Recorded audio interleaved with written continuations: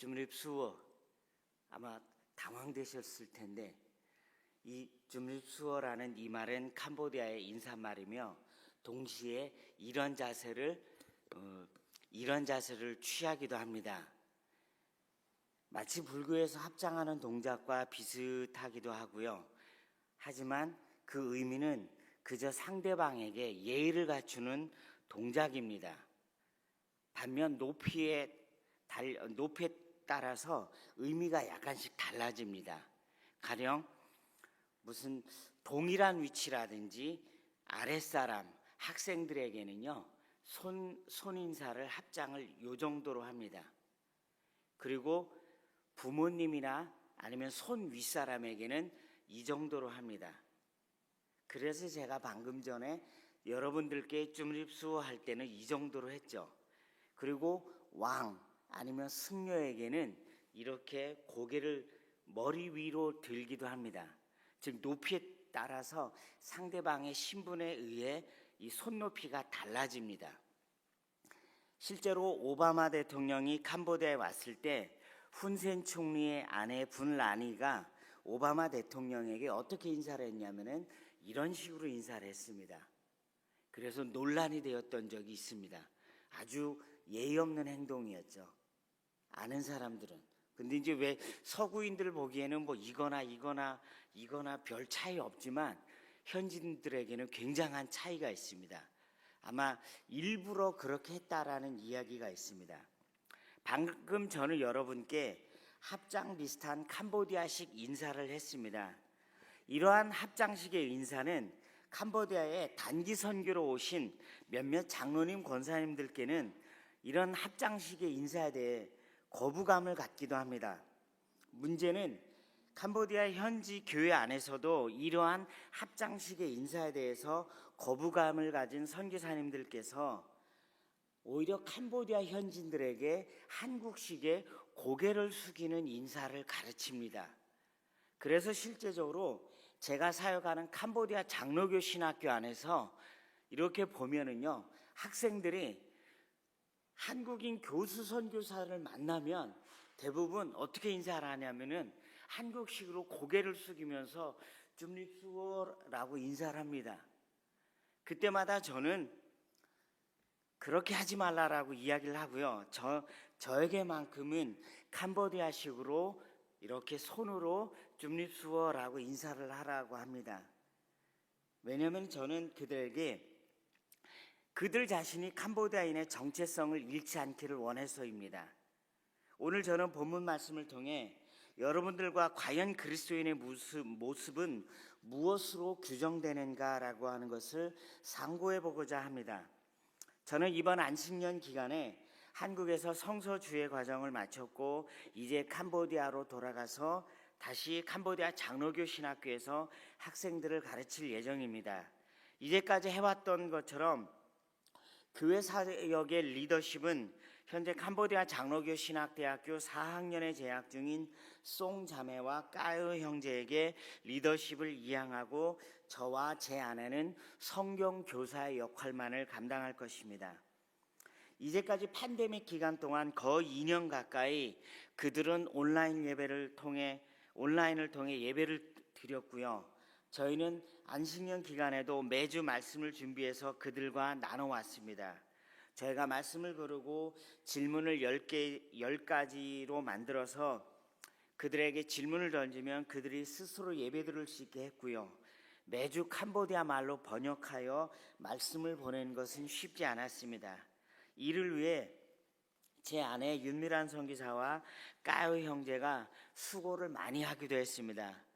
이러한 팬데믹 기간은 캄보디아 그리스도인의 모습을 점검하는 계기가 되었습니다. 보통 고난과 역경의 시간에 진짜 우리의 신앙이 드러나고 위기의 순간에 우리의 모습이, 우리 신앙이 어디 있는지 확실히 보게 됩니다. 가령 여러분들께서 아실지 모르지만 저는 이미 이영재 장로님께도 말씀드렸지만 얼마 전에 한국에서 만들어낸 영화 신과 함께라고 하는 것이 한국 영화가 있습니다.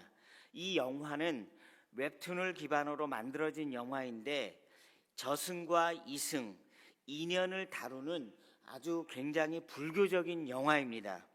이 영화에서 부모에 대한 불효를 언급하여 실제적으로 많은 캄보디아의 청소년들이 이 영화를 보고 자신의 부모에게 자기들이 잘못한 것을 회개하는 마음으로, 후회하는 마음으로 울면서 극장 밖으로 많이 나오기도 했습니다.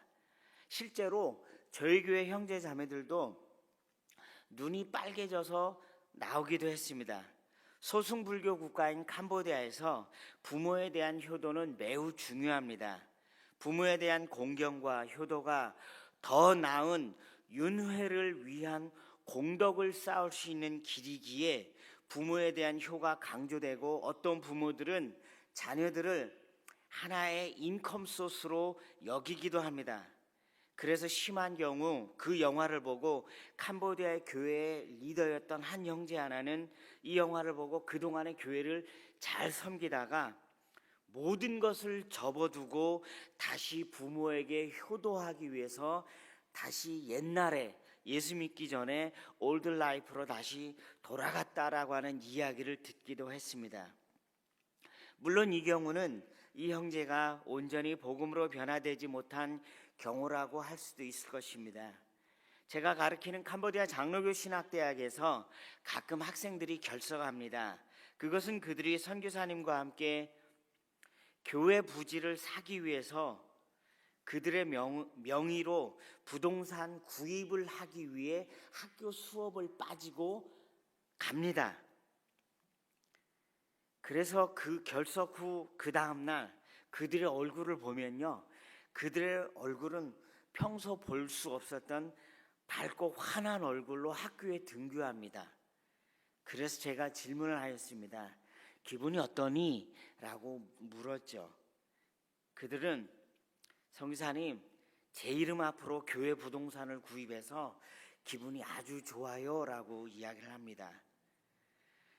그런데 한 번은 같이 사역하는 동료 선교사님께서 그 교회 부지를 그 형제 이름으로, 장로교 신학교 학생의 이름으로 구입을 했다가 얼마 가지 않아 그 선교사님께서 교회 부지의 이름을 그 형제 이름에서 법인으로 교체를 했습니다. 그리고 그 명의가 교체된 것을 알게 된 그 형제는 한동안 우울해했고요. 얼마 후 학교를 그만두었습니다. 그 형제는 제가 입학 인터뷰에서 제가 인터뷰를 했는데 학교에서 공부해서 참 기쁘다고 했던 학생이었습니다. 그가 교회를 섬기기 위해서 캄장신에 왔다라고 했지만 제가 모르는 여러 가지 사정이 있을 수 있었고, 어쩌면 사역자로서 근본적인 콜링이 없었다라고 봐야 할 것 같습니다. 이러하기에 제가 이번에 안식년을 마치고 캄보디아 장로교 신학교에 다시 돌아가서 비블리컬 파운데이션스 오브 미션과 성서지리와 스피리추얼 포메이션을 가르치고, 특별히 성서주의 과정을 통해 그들이 갖고 있는 사명과 성경을 더 사랑하여 말씀을 연구하는 일에 애쓰고자 그들을 열심히 가르치고 싶은 것이 현재 제가 갖고 있는 기도 제목이기도 합니다. 이런 생각을 갖게 된 계기는 캄보디아에서 가장 무더운 4월, 점심 먹고 난 후 아주 졸린 시간에 열심히 성경 이야기를 듣는 그들의 눈에서 제 자신이 더욱 좋은 성경 교사가 되어야 되겠다라고 하는 생각을 갖게 됩니다. 사실 이런 일은 외적으로는 큰 변화가 없습니다. 그렇기 때문에 학교에서 가르치는 이러한 사역은 일반 교회에서는, 아니면 선교사들 자신에게도 별로 인기가 없는 사역이기도 합니다. 하지만 성경을 열심히 배우고자 하는 그들의 눈빛은 저로 하여금 주님께서 저를 이 일 가운데 부르셨다라고 생각합니다. 캄장신과 저희 교회 사역을 통해 현지인 교회 지도자를 양성하는데 많은 분들이 착각하는 것이 있습니다. 그것은 바로 현지인 리더들은 똑똑하고 영어를 잘하고 기타까지 칠 줄 아는 현지인이 아주 좋은 지도자가 될 것이다 라고 많은 분들이 착각합니다. 그래서 일반적으로 현지인 지도자는 영어도 잘하고 공부도 많이 하고 인물도 좋은 사람을 리더로 선발합니다. 하지만 실제적으로 선교지에서는요, 똑똑한 사람이 리더가 되는 것이 아니라 끝까지 남는 사람이 리더가 되는 경우가 참 많이 있습니다. 머리가 좋고 영어를 잘하면 주로 월급을 많이 주는 일반 직장이나 다른 길로 빠지는 경우가 많이 있기 때문입니다. 이 말은 현지인들도 리더가 되는 것은 주님께서 부르신 그 부르심에 끝까지 성실하게 맡겨진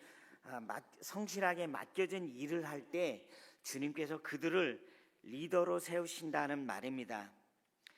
그래서 지난 텀 중 저희가 세운 5명의 리더 중 현재 남아있는 리더가 송 자매이고 까유 형제입니다. 송 자매는 초등학교 2학년까지 공부한 자매입니다. 그리고 그가 그 자신의 삶을 주님께 드리기로 헌신한 후 감장신의 특별과정으로 입학하여 현재는 4학년이며 장로교 동로에서 전도사 고시까지 합격하고 이제는 목회연구원에 진학할 예정입니다. 초등학교 2학년의 학력이라 아직도 몇몇은 은연중에 송자매를 업신여기기도 합니다.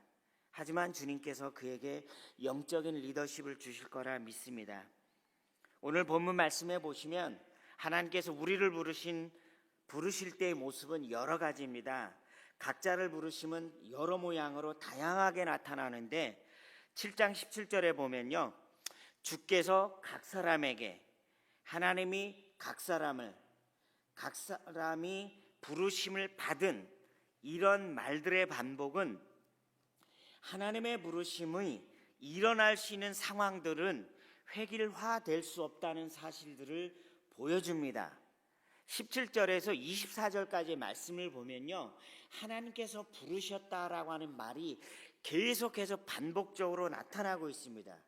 특별히 17절에서 주께서 각 사람에게, 하나님이 각 사람이 부르심을 받은 이 말의 반복은 하나님의 부르심이 일어나는 상황은 결코 획일화될 수 없다는 것을 보여주죠. 즉 어떤 사람은요, 비천한 상황에서 하나님이 부르시고 어떤 사람은 사회적 신분이 높은 상황에서 부르시기도 합니다. 그리고 이 신분이 높은 사람에게 하나님의 부르심이 있었다고 해서 그가 일부러 모든 상황을 저버리고 비천한 상황으로 갈 필요는 없다라고 하는 말이기도 합니다. 비천한 것이나 신분이 높은 것은 아무것도 아닙니다.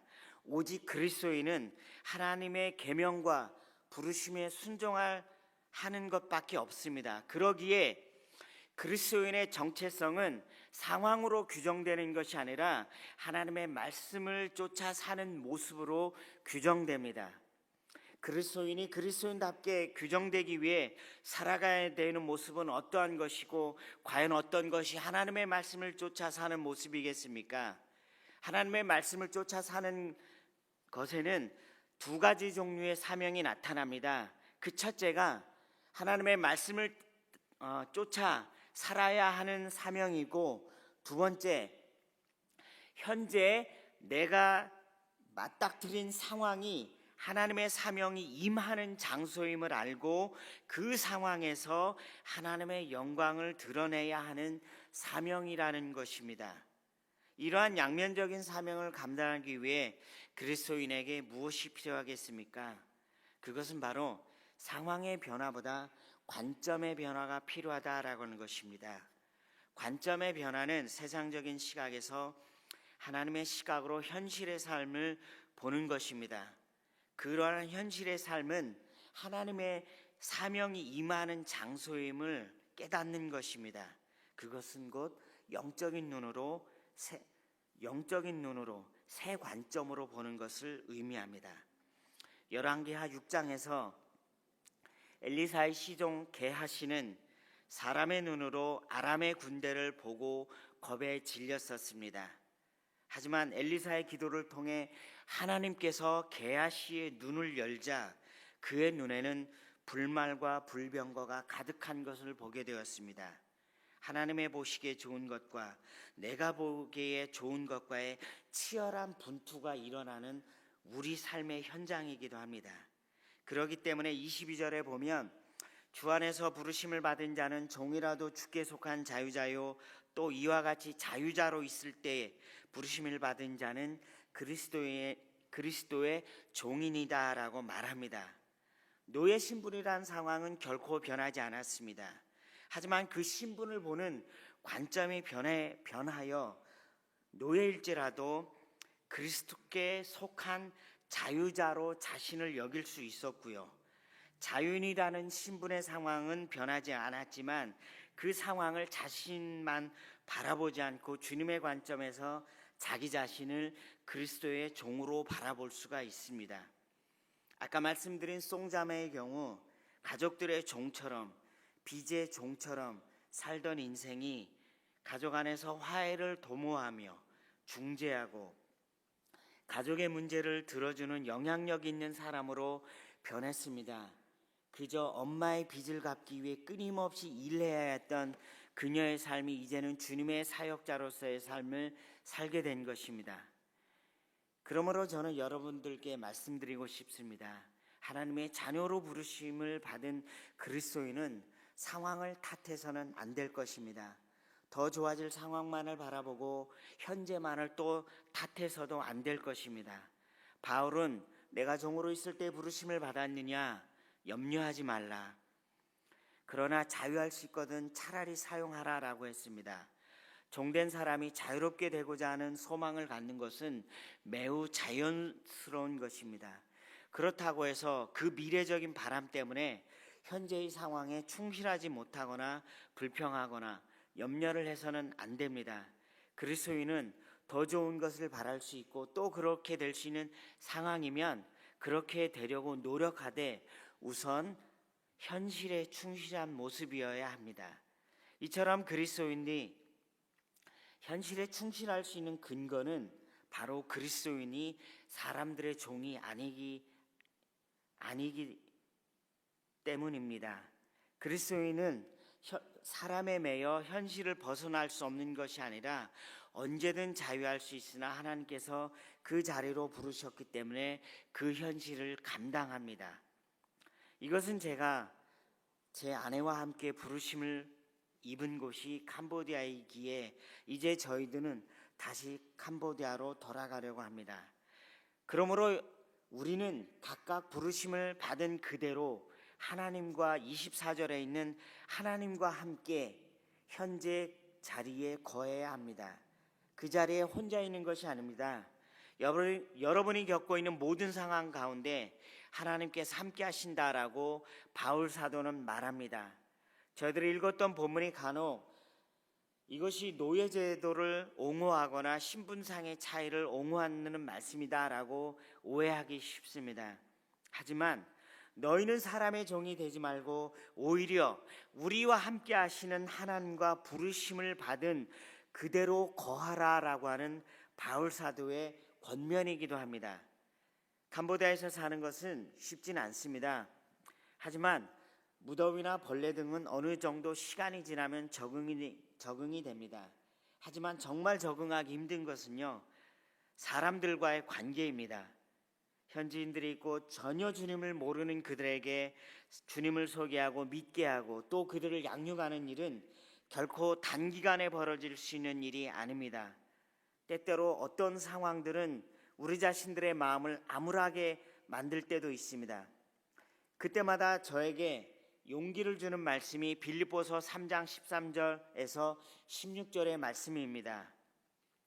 빌립보서 3장 12절에 보면 내가 이미 얻었다 함도 아니요 온전히 이루었다 함도 아니라 오직 내가 그리스도 예수께 잡힌 바 된 그것을 잡으려고 달려가노라. 형제들아, 나는 아직 내가 잡은 줄로 여기지 아니하고 오직 한 일, 즉 뒤에 있는 것은 잊어버리고 앞에 있는 것을 잡으려고 표대를 향하여 그리스도 예수 안에서 하나님이 위에서 부르신 부르심의 상을 위하여 달려가노라 하고 16절의 마지막 절에 보면요, 오직 우리가 어디까지 이르렀든지 그대로 행할 것이다 라고 말씀합니다. 제가 오늘 여러분들께 말씀드리고 싶은 것은 저의 포인트는 14절의 말씀이 아닙니다. 제가 여러분들께 말씀드리고 싶은 것은요, 3장 16절에 있는 오직 우리가 어디까지 이르렀든지 그대로 행할 것이다 라고 하는 말씀입니다. 척박한 캄보디아에 그들을 사랑하시는 하나님께서 계십니다. 저와 제 아내는 다시 그곳으로 가고자 합니다. 이러한 하나님은 멀리에만 계시지 않고 그리스도인을 부르신 상황 가운데 함께 하십니다. 이 말은 하나님께서 캄보디아 형제 자매들과 함께 하시듯 바로 여러분들의 삶 속에서도 함께 하신다는 것을 말씀드립니다. 진정한 그리스도인은 소망을 멀리 두지 않고 하나님의 관점으로 지금의 상황을 보면서 부르심의 의미를 자각하여 나갑니다. 상황으로 말미암아 그리스도인됨을 규정하지 말고 현재의 상황 가운데 임한 하나님의 부르심 안에서 그리스도인됨을 발견해야 합니다.